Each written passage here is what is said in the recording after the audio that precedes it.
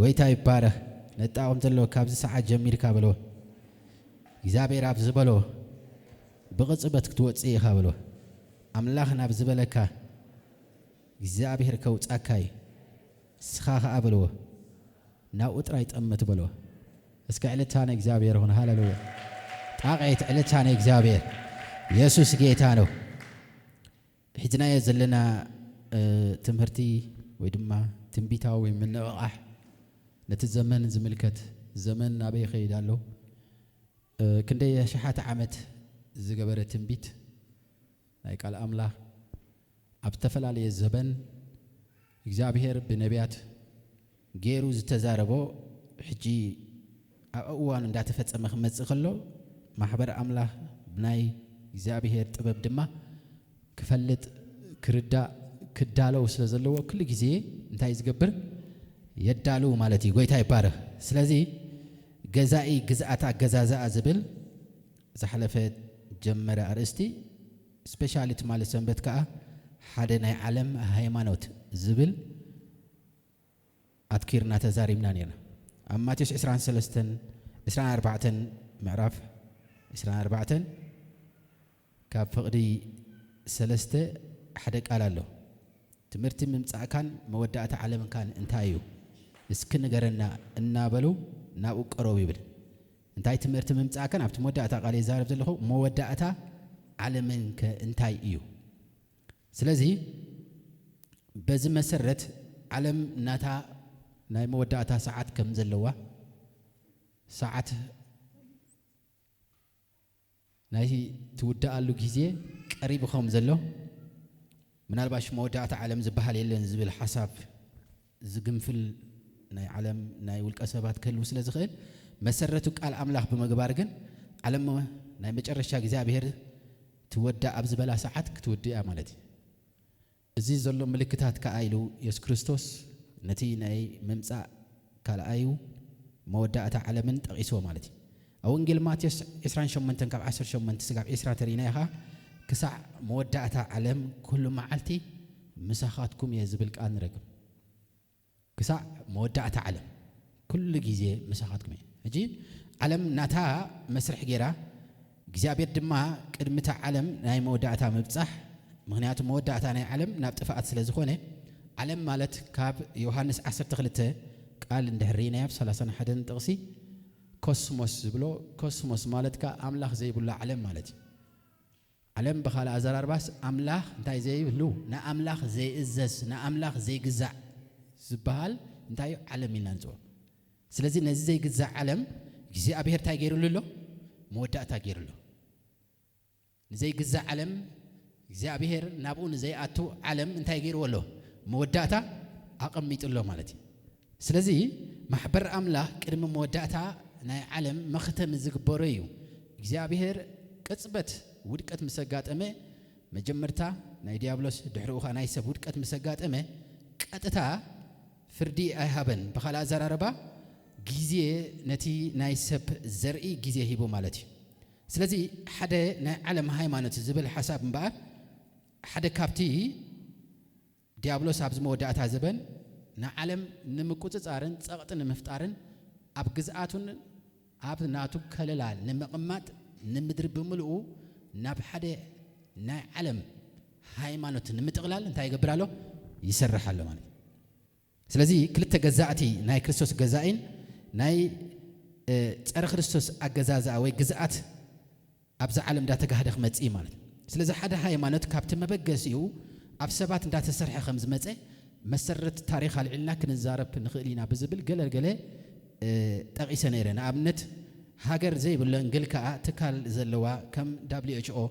ዓለም ለኻዊ ጥዕና ዓለም ለኻዊ ናይ ንግዲ ውድብ ዓለም ለኻዊ ውድብ ሕብራት ሃገራት UN እዚ ፍሉጥ ሃገር የብሉን ግን ኢንተርናሽናል ሕግን ዓለም ለኻዊ ኣተሓሕዛ ንዓለም ኣእምሮ ናይ ዓለም ኣእምሮ ብመሓስ ንዓለም ሙሉእ ናይ ምምራሕ ድሌታት ኣውልቀ ሰባት ምስ መጸ ብኸምዛ ዓይነት ውድባት ብኸምዛ ዓይነት ትካላት ናይ ግሎባል ኣተሓሳስባ ኣብ ዓለም እንታይ ገይሮም እዮም ኣታኣታትዮም እዮም ምክንያቱ ንሰባት ብዓለም ደረጃ ናይ ምቁፅጻር ብቕዓት እንታይ ገይሮም እዮም علماميدهم يم دحرو زقصله زرانايو بزعبا አገባባ ቆጻጽራ ሪኢና ቀጢሉ ድማ ስፔሻሊ ካቶሊክ ተጥቀመሉ ብ1900 62 ኢኩሜኒዝም ዝብል ካልአይ ቫቲካን ካውንስል ካልአይ ብዘበገሶ ናይ ክርስቲያናውን ዘይ ክርስቲያናውን ውህደት ጌርካ ነተንካብ ካቶሊክ ዝወፃ መምላስ ነቲ ኣብ ውሽጢ ክርስቲያን ዝብል አርእስት ተጠቅሊሉ ዘሎ ኩሉ ዓይነት ሃይማኖት ቀዳምነት ሲሒብካ ድሕሪኡ ኸዓ ዘይ ክርስቲያናዊ ኢየሱስ ዘይፈልጥ አማኒ አመን ኢየሱስ ዘይፈልጥ ሃይማኖት አቴስት ክኸውን ይኽእል እስላም ክኸውን ይኽእል ህንዲ ክኸውን ይኽእል ቻይና ክኸውን ይኽእል ንኹሉ ናበይ ናብ ሓደ ምምፃእ ዝብል ሓደ መሃዝነት ማለት ፀረ ክርስቶሳዊ ሓሳቢ ግን ኣብ ሙርኢያት ወይ ፈላጣት ወይ ከዓ ዓለም ክንመርሓ ንኽእል ኢና ዝብል ሰባት ዝኣተወ ኣተሓሳስባ እዩ ስለዚ አፖ ፍራንሲስ ቀዳማይ ኣትሎ ንሓደ ሃይማኖት ካ እንታይ ይገብራሎ ይሰርሓለ ማለት ሓደ ነጥብ 2 ቢልዮን ፎሎወርስ ወይ ሰዓብቲ ዘለዎ ኣብ ዓለም ታዝበዝሐ ካቶሊክ እያ ዝዓበየ ናይ መንግስቲ ተሓያዛ ዘለዋ ካቶሊክ እያ ስለዚ በዚ ፖፕ ፍራንሲስ ዝሓዞ ባይታ ዲያብሎስ ንሓያል ብምሓዝ ንዓለም ንኹለን ካለ ዓይነት ሃይማኖታት ናብ ትሕቲ ሓደ ቁጽጽር ናብ ሓደ ናይ ዓለም ሃይማኖት ንካቶሊክ ዘርብሕ ንኦርቶዶክስ ዘርብሕ ንጴንጤ ዘርብሕ ዘይኮነስ ንኹሉ ናብ ሓደ አምላኽ ዘይረባሓሉ ወይ ክርስቶስ ዘይረባሓሉ መጽሓፍ ምእታው ማለት እዩ ንክርስቶስ ሳውፂኻ እንታይ ምግባር መጽሐፍ ንዓለም ሙሉ ሰላም ዘምጽእ ንዓለም ሙሉ ናብ ሓደ ገዛኢ ዘእቱ ጥበብ እንታይ ይግበራሎ ይስራሓለ ማለት እዩ እዚ ናይ ሓደ ናይ ዓለም ሃይማኖት ኣብ ሕጂ ወግዓው ኮይኑ ኣብ ዝኾነ ሃገር ይለማመዳሎ ሰብ ናብ ወግዓውነት ከኣቱ ቀረባ ግዜ ተሪፎ ዘሎ ድሕሮት እዚ ቀንዲ ጎስጓሳት ተገበረሉ ኸዚ ማለት እዩ እቲ ናይ ኢንክሉሲቭ ወይ ኤክስክሉሲቭ ዝብል ሓሳብ ብገለልተኛ ወይ ድማ ንኹሉ ዘጠቃልል ነቲ ንኹሉ ዘጠቃልል ሓሳብ ንምስትንጋድ ንደቂ ሰባት ሕሉፋት ንዝበሃሉ ናይ ክርስቲያናት ተሓዛዝ ዘለዎም ንኣብነት ክርስቲያን ስፔሻሊ ተሐቀኛ ክርስቲያን መንገድን ሐቅን ህይወትን ክርስቶስ እዩ ብዘይ ክርስቶስ መንገዲ የለን ኢሉ ዝሰበኽ ሕሉፍ እዩ ኣብ ዓለም እንታይ ኢሉ ዝጽዋዕ ማለት እዩ ኢንክሉሲቭ እዩ ገለልተኛ እዩ ንኹሉ ዝጠምር ኣይኮነን እቶም ኢየሱስ ዘይብሉ ኾይ ኣብዮም ክቕመጡ ንዝብል ኣተሓሳስባ እምበኣር ነዚ እንታይ ይገብርዎ ኣለዉ ብኩሉ ዓይነት ሃይማኖታት ማእኸላይ ባይታ ምፍጣር ንኣብነት ክርስቲያን ጥራዮም ኢየሱስ ዝብሉ ኢየሱስ ዘይብሉ ኸ ኣለዉ ኢየሱስ ከም አምላኽ ዘይቅበልዎ ኣለዉ ነቶም ካልእኻ ከም ዘለዉ ብምባል ሓደ ግራውንድ ሓደ ባይታ ንኹሉ ሃይማኖት ዘስተናግድ ብምፍጣር ሓደ ናይ ዓለም ሃይማኖት ኣብ ናይ መጨረሻ ሰዓቱ በፂሕሎ ዓለም ናብ ወቅትኣትያ ማለት እዩ እዚ እምበኣር ብመንፅር እዚ ሓደ ሓይና ሃይማኖት ቫቲካን ብዮሐንስ 17:21 ዮሐንስ 13:35 መሰረት ብምግባር ነቲ ሓደ ሃይማኖት ኣብ ኩሉ ርእሲ ናይ ሰባት ከተእትዎ ተቃሪባ ዘይኮነስ ተወዲኡስ ማዓስ ናብ ነፍስ ወከፍ ሃገር ግዴታ ኮይኑ ይዝርጋሕ ጥራይ ተሪፍ ዘሎ ማለት እዩ ስለዚ እዚ ንመን ንብዙሓት መራሕቲ ኣመንቲ ፓስተራት መራሕቲ ሃይማኖታቱን ከሽክዕ ጀሚሩስ ብዙሓት ገለገለ ተወሰኑ ፓስተራት ተራእዮም ኣለዉ ኣብቲ ሓደ ናይ ዓለም ሃይማኖቱን ኣብቲ ዝነበረ ኣኼባታት ፓስተራት ዓበይቲ ጸለውቲ ተራእዮም ኣለዉ ነቲ ሓደ ዝብል ሓሳብ ብኸመይ ተረዲኦሞ ኣብኡ ክሳተፉ ብብዙሕ ካልኦት ዝነቕሑ ፓስተራት መራሕቲ ከዓ እንታይ ኮይሮም ኣለዉ ተነቒፎም ኣለዉ ማለት እዩ ኣብ ቀዳማይ ጢሞቴዎስ 4:16 ግን ቃል ኣምላኽ እንታይ ይብል ጳውሎስ ንጢሞቴዎስ ንርእስኻ ንትምህርትኻ ተጠንቀቕ በዚ ነገር ዝጽናዕ እዚ እንተገበርካስ ንርእስኻ ነቶም ዝሰምዑኻን ከተድሕን ኢኻ ይብል ሕጂ እግዚአብሔር ነዚ ሓሳብ እዚ ድሮ መን እዚ ስነ ሓሳብ የንጽፈሎ ሓደ ሃይማኖት ናበይ ኸይዳሎ ዝብል ሓሳባት ኩሉ እንድሕር ኣስተውዒልና ርኢናዮ መጨረሽታ ናይ ዓለም ስለዝኣኸለ እዩ ጸልማት ዘለዎ ጥበብ ገይሩና ዓለም ናብ ትሕቲኡ ንኸምጽኣ ክጽዕሪ ኣምላኽ ከኣና ዓለም ቁጥዑ ዝገልጸሉ ሰዓት እንዳቐረበ ማለት እዩ ጎይታ ይባረ ነጣም ዘለኩም ብሎ ካብዚ ሰዓት ጀሚርካ ብሎ ነቂሕካ ተመላለስ ጸልማት ዝከኣሎ ገይሩ ናብኡ ክጥቕልል ንዓለም ናብ ክጥቕልል ኣኽፍትን ይበሎ እግዚአብሔር ከዓ ትዝግብኦ ክገብር ይበሎ ስለዚ ሓደ ናይ ዓለም ሃይማኖት ኢልና ሎም ንሪኦ ኸዓ ሓድሽ ሓደ ናይ ዓለም ስርዓት ወይ ድማ ሓድሽ ሓደ ናይ ዓለም መንግስቲ ዝብል እዩ ምክንያቱ ቤተ ክርስቲያን ኣማኒ ምስ ክርስቶስ ርክብ ዘለዎ ዓለም ናበይ ትኸይድ ኣላ እንተዘይፈልጥ ኮይኑ ኣብ መንገዲ ዓለም ክትወስዶ ከላ ኣይርዮን እዩ መን እዩ ዝሰርሕ ዘሎ መን እዩ ዝገዝእ ዘሎ ናይ መን ግዛኣት እዩ ናይ መን ኣገዛዝኣ እዩ ኣብዚ ምድሪ እዚ ዝቕልስ ዘሎ እንድሕር ዘይርእይዎ ስቑኢሉ ክእከቢ ስቑኢሉ ከዓ በቲ ናይ ጸልማት ምኽሪ እንታይ ክኸውን ክወሰድ እዩ ማለት ስለዚ ነዚ ጥበብ እዚ እምበኣር ብብዙሕ መንገዲ ብኸመይ ክንኣል የለና ብኸመይ ክንሪኦ ኣለና እንታይ ክንገብር ኣለና እቲ ጎይታ ዝበሎ ብትንቢት ኣቐዲሙ ብዳንኤል ቅድሚ ክርስቶስ 550 ዓመታት ዝነበረ ነቢ ናይ ኣምላኽ እዚ ከም ዝፍጸም ኣብ መጽሓፍ ጽሒፎ ነይሩ ኣብ ራእይ ዮሃንስ ከዓ ሓደ ሃይማኖት ሓደ መንግስቲ ከም ዝመጽእ ብሃዋርያ ዮሃንስ እንታይ ኮይኑ እዩ ተገሊጹ እዩ ስለዚ ማሕበር ነዚ ንሰዓብታ ክርስቶስ ከተንቅሕ ግዴታ ኣለዎ ምክንያቱ ንረብሓ ናይ ወንጌል ኣይኮነን ዝመጽእ ዘሎ ንረብሓ ናይ እግዚኣብሔር መንግስቲ ኣይኮነን ዝመጽእ ዘሎ ንጸልማት ዘርብሕ ንሰባት ከዓ ናብ ጥፍኣት ዝወስድ ጥበብ ማለት እዩ ጥበብ ሰይጣን ማለት እዩ ነዚ እምበኣር ማሕበር ኣምላኽ ብኸመይ ክትዳለወሉ ኣለዋ ንዝብል ቅድምና ብንድድላው ምእተዋ ነዚ ሓሳብ እዚ ብኸመይ ይፍጸም ኣሎ ናበይ ይኣትሎ ብኸመይ ይቋጻጸር ኣሎ ትኽክል ክትሪኦ ኣለዋ ንሳ ከዓ ብኸመይ ክትከይድያ ሽዑኡ ክበርሃላ እዩ ማለት እዩ ሰባት ነቲ ኣብ ዓለም ዝካየድ ዘሎ ከይረኣዩ ኣብ ሓደ እዋን እንታይ ክኾኑ ይኽእሉ እዮም ክሕለሉ ይኽእሉ እዮም ምክንያቱ ብኩሉ ፀቕጢ ምስ ገበረልካ ሃይማኖታዊ ፀቕጢ ተነፅሎ ከምፃልናይ ካብ ኩሉ ዓይነት ሃይማኖት የውፃካ ኣሎ ሕጋዊ ኮነን ዝገብረካ ዘሎ ዘይ ሕጋዊ ገብረካ ኣሎ ኣብ ምድርስ ዘይ ሕጋዊ ገብራ ኣሎ ንመን ንማሕበር ክርስቶስ ማለት እዩ ምክንያቱ ክርስቶስ ጥራይና ንኣምን ንክርስቶስ ጥራይና ንሰብኽ መጽሓፍ ቅዱስ ከዓ ንሱ ጥራይ ዘለዓለማዊ ሓቂ ኢልና ክንሰብኽ ኮልና መን ኢሉካ ንዓለም ሙሉእ ዘካይድ መጽሓፍ እዚ እዩ ስለዚ ካበይ ኢኻ ንስኻ ብዝብል እንታይ ክኸውን ማለት እዩ ነቲ ዘሎ ሃይማኖት ዘይቅበል ንስኻ ከም ሓደ ኣኽራሪ ከም ሓደ ንክርስቶስ ጥራይ ትብል ሰብ ቦታ ከም ዘይብልካ ገይሮም ክቐርብዎ እዮም ማለት እዩ ስለዚ ነዚ ሓሳብ እዚ እምበኣር እንደገና ኣጸቢቑ ንዕኡ ክብርትዕ ዝገብሮ እዚ ናበይ ክመርሖ እዩ ማለት እዩ ሓደ ሃይማኖት ናብ ሓድሽ ሓደ ናይ ዓለም ስርዓት ወይ ድማ ሓድሽ ሓደ ናይ ዓለም መንግስቲ ክመርሖ እዩ ማለት እዩ ስለዚ ተሪፉና ዘሎ ሎሚ ናይ ዓለም ናይ መወዳእታ ግዝኣት ጠቕላሊ ኢምፓየር ዝግለጸሉ ሰዓት ኢና ኣቲና ማለት እዩ ንዓለም ሙሉእ ብሓንሳብ ክቋጻጸረ ዝብል ኢምፓየር ዝብል ኣብ ኦቶማን ኢምፓየር ኣብ ሮማን ኢምፓየር ኣቐዲሙ ዝነበረ ናይ 4 ዝተፈላለዩ ናይ ፔርሺያ ኢምፓየር ዝብል ዓለም ሙሉእ ናይ ምጥቕላል ሓሳብ ኣብ ታሪኽ ተራእዩ እዩ ቅድሚ ኢየሱስ ክርስቶስ ዝመጸሉ ዘመን በገዛእ ርእሱ እንታይ እዩ ኣብ ናይ ሮማን ኢምፓየር ዘመን እዩ ዓለም ኣብ ትሕቲ ናይ ሮማ ቁፅፅር ኮላ እዩ ኣብ ዝኾነ ሃገር ዝበሃል ኣብ ኢትዮጵያ ኣብ ኤርትራ ኣብ ሶማል ኣብ ኣፍሪካ ዘለዋ ሃገራት ኩለን ኣብ ሮማ ዝብገስ መንግስቲ ዝኸደ ሓሳብ እንታይ ገብረን የመሓድረን ማለት እዩ ናይ ኢምፓየር ኣተሓሕዛ ንሱ እዩ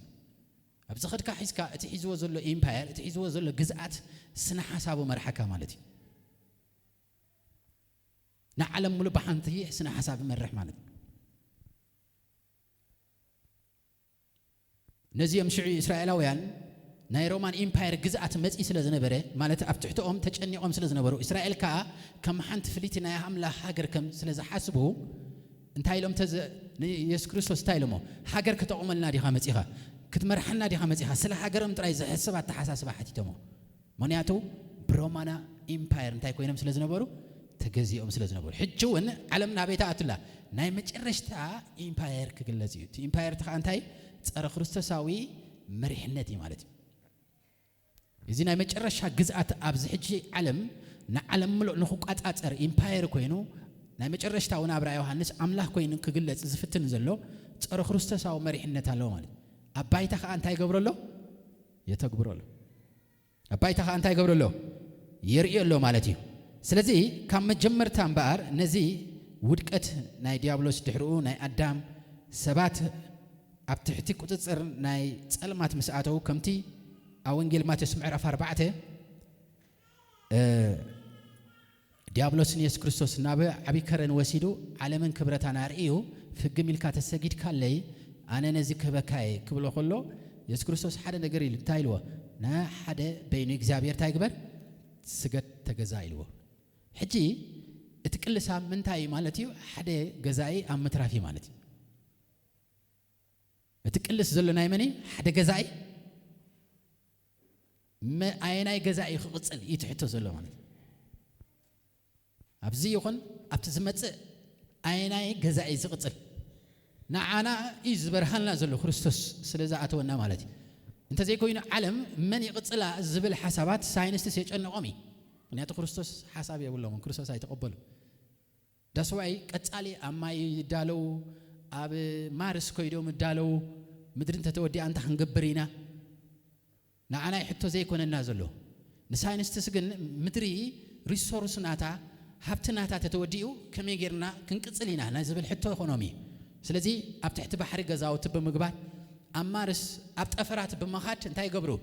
نقص على النت وحسنة يفتر مالتي من ياتو تتسقع موزل له حساب صار خريستوسي حساب رؤسومي نعم الله انتهي قبرون أي فلتون سلزي نقص على النت حتى انتهي قبرومي مالتي أبترت أريه تومي نقص على النت حتى challenge قبرومي ده سواء كأزوج إذن تايو حدا نايزغت الجزائي already أملاك في سفر له كابسال ساي سماي تدربي ديابلوس أبكال أي سماي نتحت أبزل وجه محجي وجه كابكال أي سماي كسبع مدر نتاي خوني مالتي نتي مدر زلوا نسماي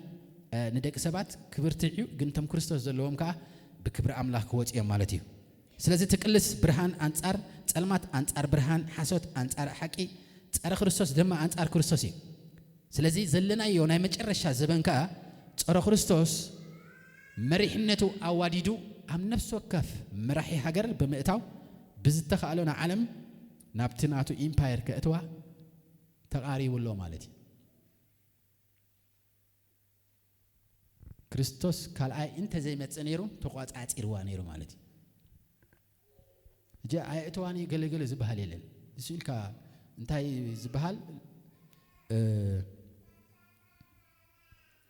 كابرياليتي زوج أسنا حساب كي جاي سب أنت تتحيز أملاك يقط تقطع ترايز خيد قطع أريد ترايز خيد من ياتو أب قدامي ناي نه زمن كنرين خينا ناي نه زمن أنتيو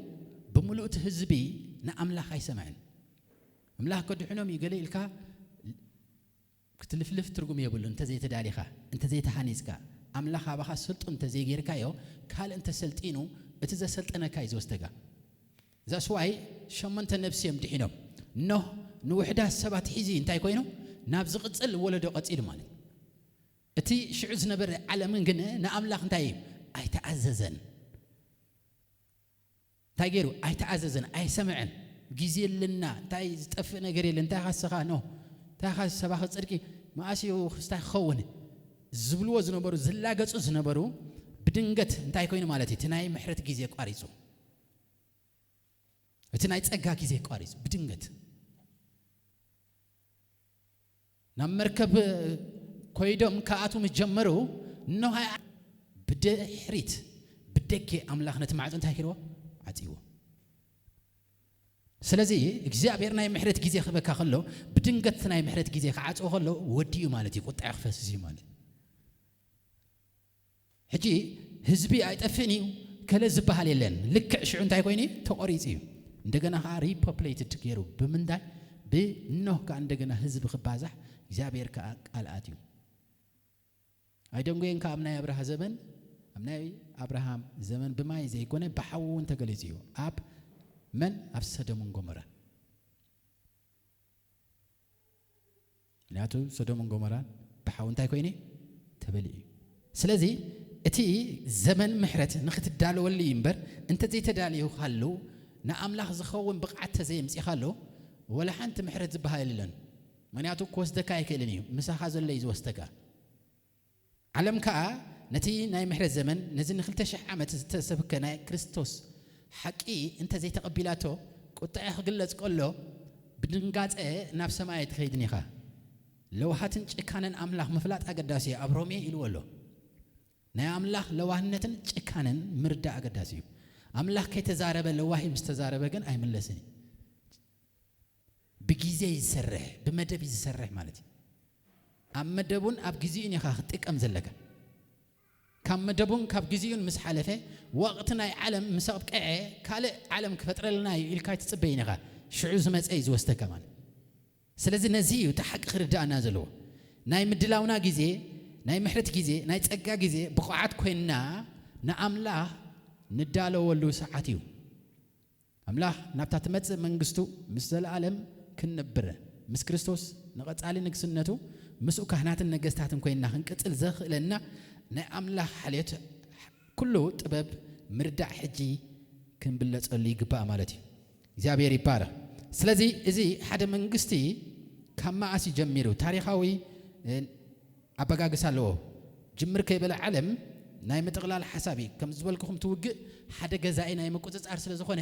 ብግስ ክብል ከሎ ምድሪ ትሒዙ ዲያብሎስ ናተይ አጊዲውን ኢየሱስ ምስ መጾ እዚ ዓለም ናተይ ዝብል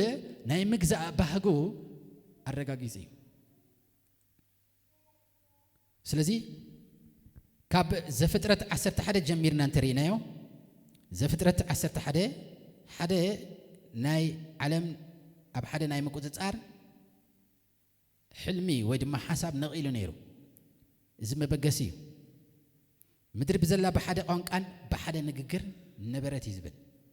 ኮነ ድማ ንምብራቕ ኣቢሎም ምስተጓዓዙ ካብ ዘፍጥረት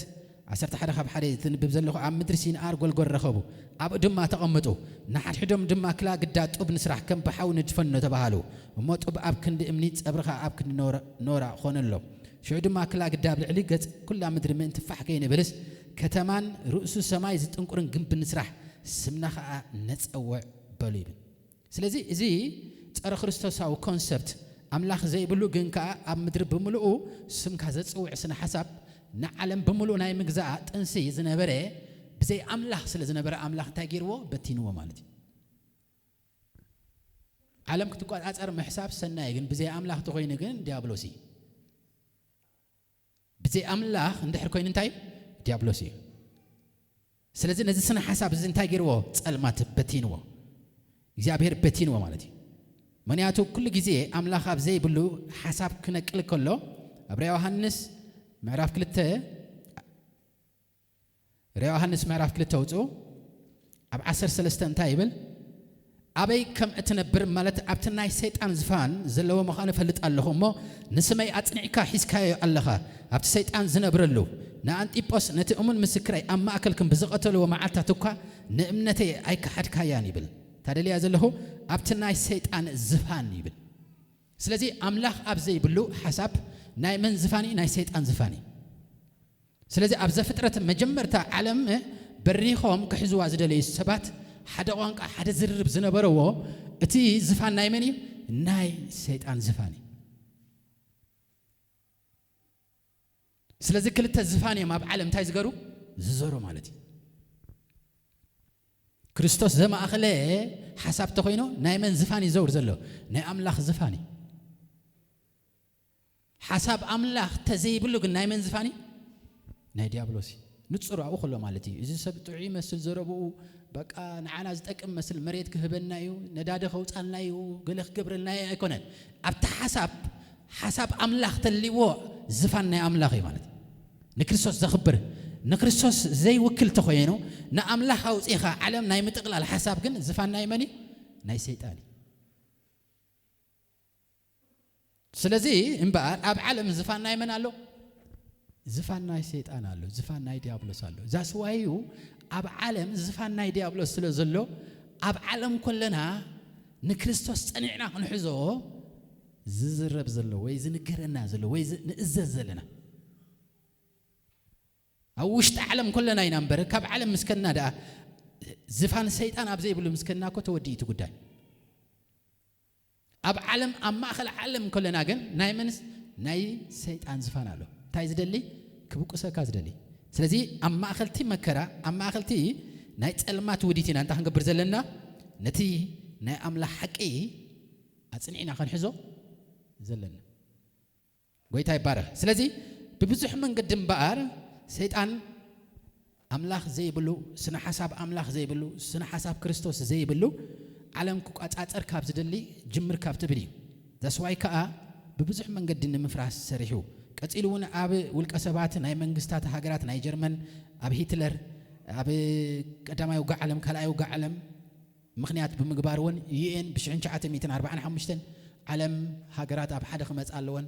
بزبل أتليس بسنة حساب أمتي وانا مالتي بسنة حساب حق بمقام بزبل انتهى أمتي وان منياتو بشعين شعات 200 أب كلا يوقع علم زتفترنا 50 مليون هزبي مدفع مسجات أما السب إيدو مسحبه توقع بعلو نايت علامات سلزنا بره بزح نزين تايجيروا مالتيو علم نبحد حساب بايتها نفتر زبل أبيين تمسريتو بشأن شعات 245 سلزي إزي حساب زين بقر نابين ممسايو علم بملؤون نام متغلال مالتي علم بخمي من قدي أبتحتي جزائي تعتو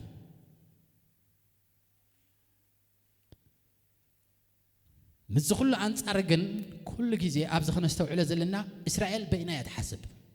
الجزء حزوا نسا عالم تتعكب مدري تتعكب إسرائيل كل جزء بينها يتحسب تازل حجون مالتي مناتو بفتسم بملهم عالم حدا نجر كزارة بقوله إسرائيل جن بينها يتبي سلازي نزنا جرزين بار حدا منجستي نايمن مهانو مردا زدليو حدا منجستي نا علم كما تقوله انت عين السنة حسابي زمت زلو نايمن يتمنجي مني جزايو مني زلقو زلو ندحر زي تردينا كل جزء انت اي مالتيو مستير الله مالتي سلازي اب تاريخ بزح ناي سوفيت حبرت ناي كومونيست سيستم بملؤهم زيهم انت غيرهم يوم علم بزقات اصرو لمنقد فتينهم يوم سيطان وين كوصهم بزح فتيني مالتي سلازي قصيلو نريو حدا علم ويدما حدا ناي علم منغستي ابايتا نخي جهاد كاب زخلكلو ابا امور سبات تسرتو نعوم كيف رسكها ات منغستي ناي علم كم زي مساستو علو قال وسنات نطبتات كطفا زلون تسريحن مالتي كابي كاب امور سبات زحكخ نجر نيرو كحكخ زلو منياتو ديابلوس اقديمو نسبات بسنه حساب يزغز املاح كابناتو سنه حساب يزغز ابدك سبات زلو سنه حساب نديابلوس زي يسرح اندحر كوينو اقديمو نعو انت قبرلو برين وش قبرلو كال يلو ابو امور سبات تقمت حساسباتات اليو كال سنه حساب كهنص خلالو دحريو صلمات تغبر زخل كنغس زخل اوكي قطر حدن بار انتايو حدا كابتي اتحساسبا انديفيدواليزم نابز كابزبل ناب سوشياليزم زبل حساب ازي بمنفساو ترغاغما هريا خلنا واغا حدساب واغا حدث قدي زي مغبار واغا حدث انتاي زي مغبار قدي زي مغبار زبل سن حساب نامنت نا حدث بايتا ام مصحف قدس عبيو مناتو እግዚአብሔር نحدث بكبل زفانو قديفو مصغلي يسوع كريستوس كاغير وي ديابلوس حدث بيموت يطفا هيوتو ابي الله يقدسوني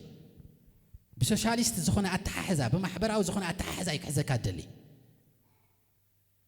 ناي حدث هيوت ايقدسوني مصحف قدس كان ايمن يقدس مدحان ناي حدث يقدس ማለት ስለዚህ ዲያብሎስ كل ጊዜ አንጻር حدي ناي حدث يموت يطفى ابغلي يطلع ايقدسوني نسو زغدسو سنا حسابو ابت سنا حساب كتتكر واغا ناي سب ايقدسوني ማለት بواغا حدث كتزارب አይደለካኒ ስለዚህ እዚ ስነ حساب ካብቲ ንጸረ ክርስቶሳው ስነ حساب አባይታ ንኸይመጽ ዝኽልክሎ ስለ ዝኾነ ዋጋ ናይ ሓደ ሰብ ሕሱር ምዃኑ ክረድኦ ኣለዎ ስለዚህ እዚ ብመጽሓፍ ቅዱስ እውን እንታይ እዩ ገበን እዩ ምክንያቱ ቃል ኣምላኽ እንታይ ይብል